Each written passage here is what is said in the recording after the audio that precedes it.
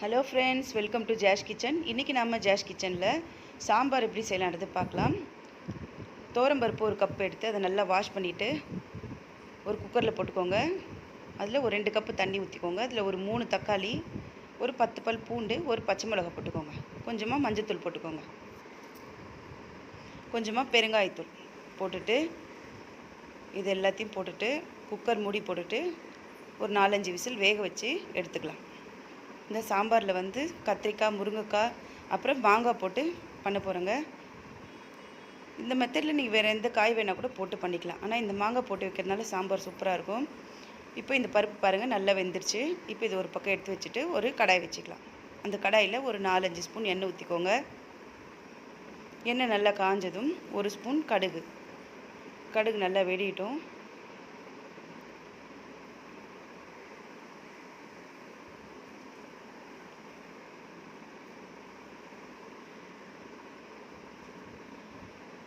கடுகு நல்லா வெடிஞ்சதும் ஒரு ஸ்பூன் வெந்தயம் போட்டுக்கோங்க.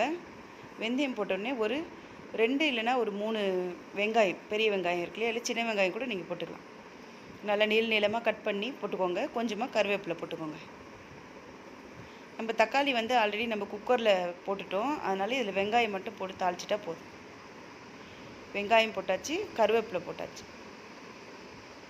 இப்போ இது எல்லாத்தையும் நல்லா வதக்கிக்கலாம். இப்போ வெங்காயம் வதங்கின பிறகு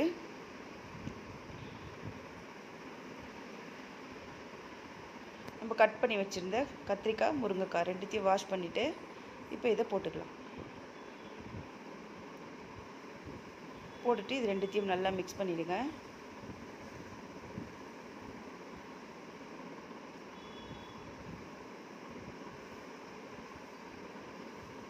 பாருங்கள், கத்திரிக்காயெல்லாம் பாருங்கள் கலர் மாறி இருக்குது. இந்த அளவுக்கு கொஞ்சம் வதக்கிக்கோங்க.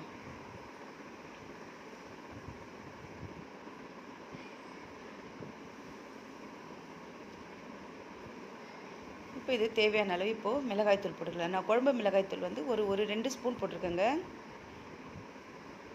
அப்புறம் தேவையான அளவு உப்பு போட்டுக்கலாம். இப்போ எல்லாத்தையும் மிக்ஸ் பண்ணி விட்டுருவோம்.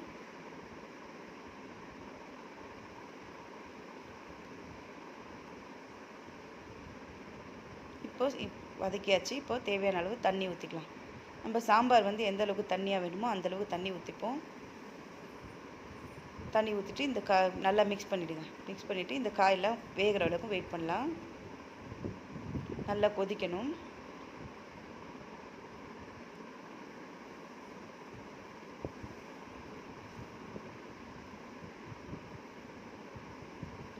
இப்போ நம்ம வேக வச்ச பருப்பு இதில் ஊற்றிக்கலாம். ஊற்றிட்டு அந்த குக்கர்லேயே இன்னும் கொஞ்சம் தண்ணி ஊற்றிட்டு கூட ஊற்றிக்கோங்க. இப்போ பருப்பு இந்த தண்ணியெல்லாம் சேர்ந்த உடனே இந்த அளவு திக்னஸ் இருக்குது. நீங்கள் இன்னமும் தண்ணியாக வேணும்னா கூட இன்னும் கூட கொஞ்சம் தண்ணி ஊற்றிக்கலாம். இப்போ இந்த பருப்பு, எங்கள் காய் எல்லாம் சேர்ந்து நல்லா கொதிக்கட்டும். இப்போ இதில் மீடியம் சைஸில் லெமன் சைஸ் அளவு புளி எடுத்துகிட்டு அது தண்ணியில் நல்லா ஊற வச்சுட்டு கரைச்சிட்டு அந்த புளி தண்ணி இப்போ இதில் ஊற்றிடுங்க. இது எல்லாத்தையும் நல்லா மிக்ஸ் பண்ணி விட்டுட்டு நம்ம கட் பண்ணி வச்சுருந்தா ஒரு பாதி மாங்காய் போடுங்க. ஒரு மாங்காய் இருக்குல்ல, அதில் ஒரு சைட் பாதி இருக்கும் இல்லையா, அது மட்டும் போடுங்க. அதை கட் பண்ணிவிட்டு போட்டுங்க. இப்போ பாருங்கள், மாங்காய் எல்லாமே போட்டாச்சு. இப்போ சாம்பார் நல்லா கொதித்த உடனே கொத்தமல்லி போட்டுட்டு ஆஃப் பண்ணிவிடுங்க.